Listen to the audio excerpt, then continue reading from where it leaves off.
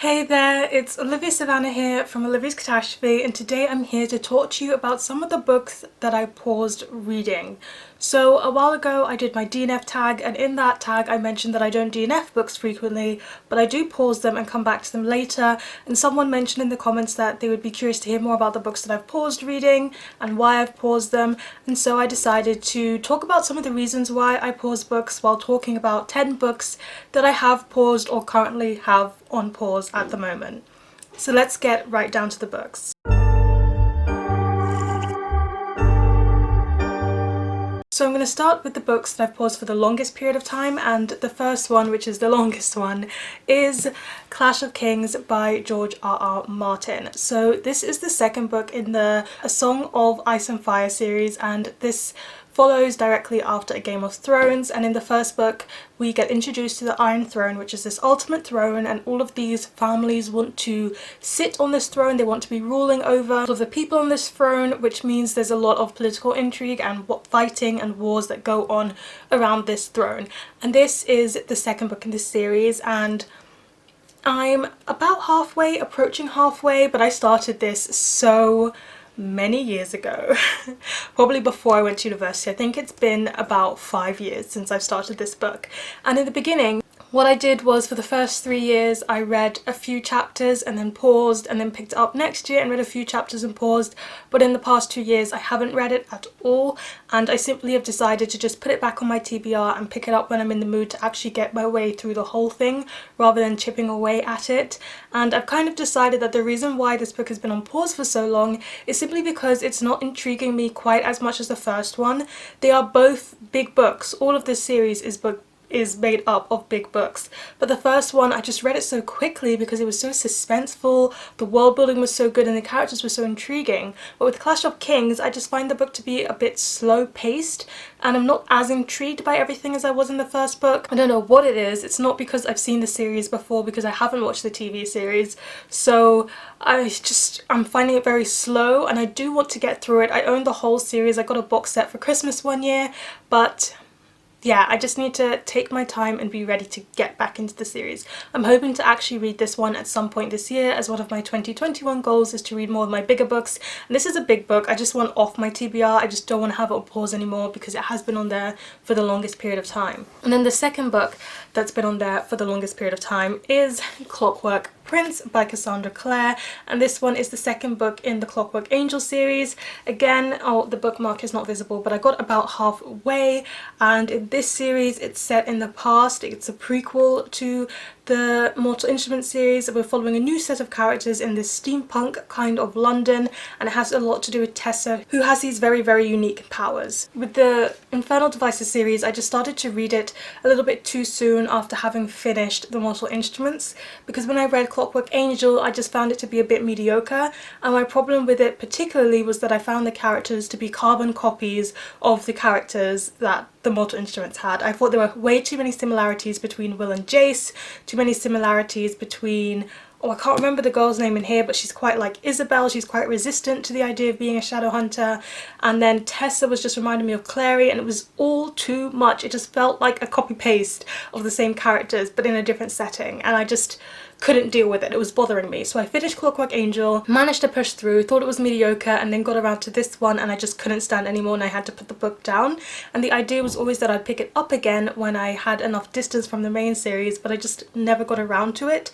So it's been about 4 years that this one has been on pause, and I do want to get to it at some point and give it a second chance. I just don't know when that's going to be, because everybody mentions that the third book in the series makes them cry and it's one of the best endings they've ever read, and I want to know about that ending. I thought it would be fun to talk about the first book that I ever paused, and also the book that got me into multi-reading, because when I was an early reader, so back in primary school, I used to only read one book at a time, and that is not the case anymore. I read multiple books at a time, all of the time, and that's because there was one book that I thought was dragging so much that I picked up another book while reading it, put it on pause, read like 3 books, then returned to the book, read another 3 books and returned to it.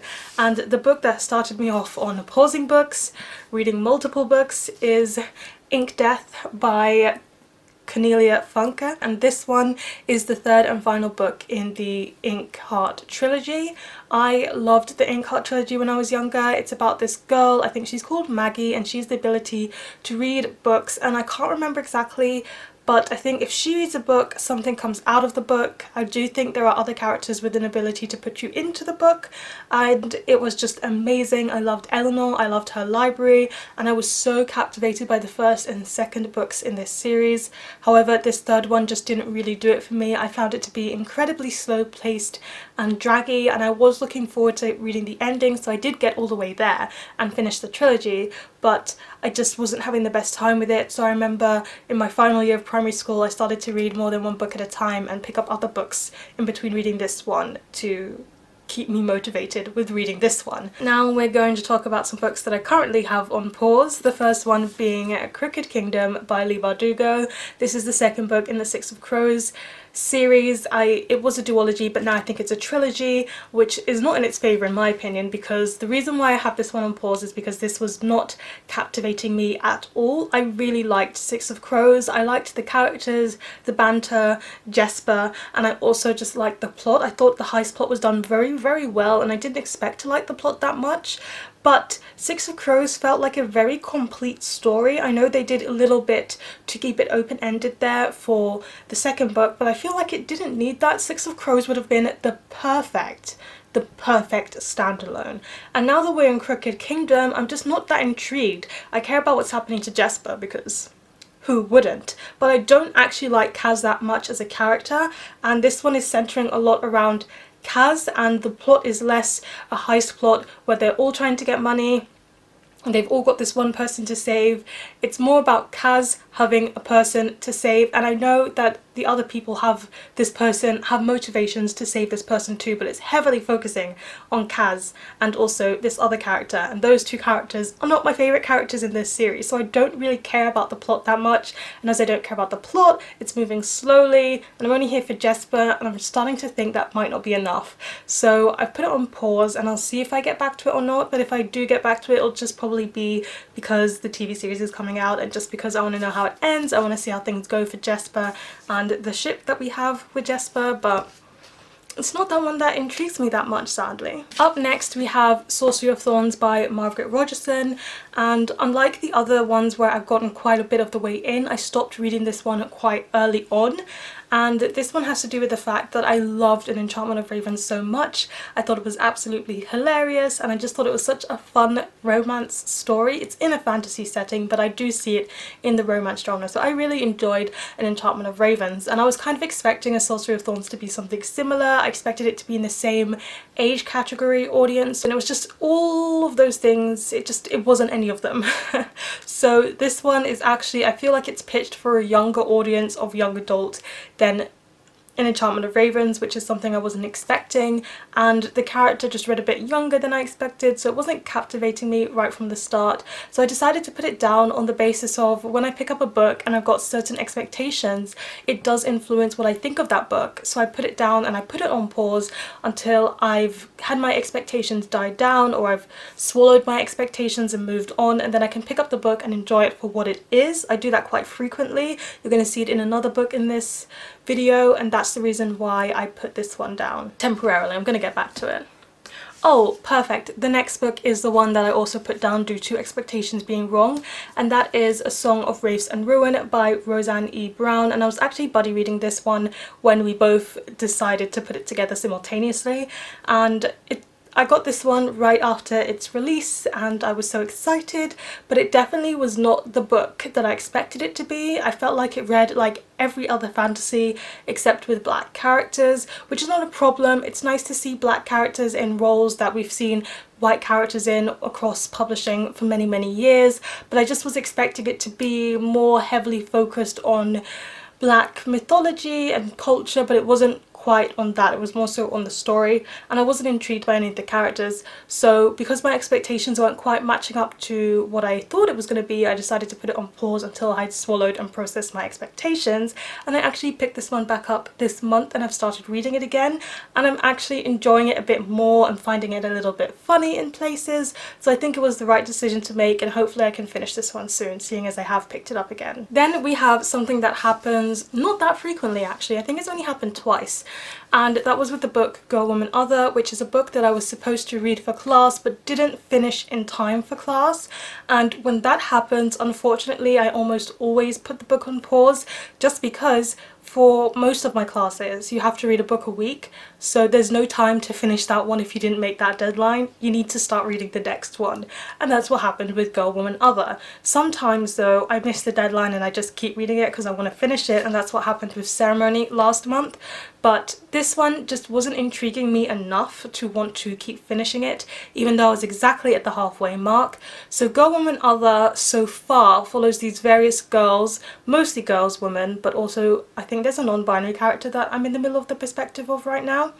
And you just go through their lives and what they've experienced as a black female or a black non-binary person living in the UK, and their experiences differ depending on where they're from or where they have been or what their age is, and all of these characters are linked. So for example, you might read a mum's perspective, then a daughter's perspective of that mum, and then the daughter's friend, etc, etc. However, because it was just following their lives and going through these lives as if like, this is my life, this happened to me, next character, this is my life, this happened to me, I was just incredibly bored. Every time I put it down, I didn't feel a pull to pick it back up again. So when I had to put it down because the class had started, I just never picked it back up again. And some people have said the way that all these stories link in the end is very interesting, so I do want to get there.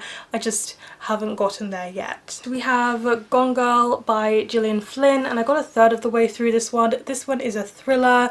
However, we follow some very unlikable characters. I think a man comes home one day and his wife is missing, and we get the wife's perspective in a diary leading up to events, and then we have the man's perspective from when she's missing onwards. And they're unlikable characters. I don't really like the wife, I don't really like the husband, and reading in the perspectives of two characters you really don't like, where you're not seeing redeemable qualities for them, it's difficult to push through. And people do say like the plot twist is really good and I want to know what the plot twist is, and I haven't had spoilers and I'm curious, and I'm just debating on whether I should DNF this one and just watch the film or if I should push through and read the book. I don't know, but I just struggle with unlikable characters. I really do struggle with unlikable characters, and I struggle more when there's not a single quality about them that I like. Usually you can have an unlikable character, but there's just something about you that draws you in. I feel like Theo from The Goldfinch is a good example of that. I don't think he's the best character ever, but he's just been through so much and you just feel emotions. I don't know how to put this, but yeah, these unlikable characters aren't working for me. After that, we have two books that I was buddy reading, and then when my buddy reader DNF'd the book, I just didn't continue, but I do want to finish them at some point. So we have Sabriel by Garth Nix. My buddy reader decided to DNF this one. It's a fantasy book and the fantasy elements in it are quite intriguing, but I have to agree with my buddy reader. It's incredibly slow paced. We read, what is it, almost halfway, and I feel like nothing particularly of interest has happened.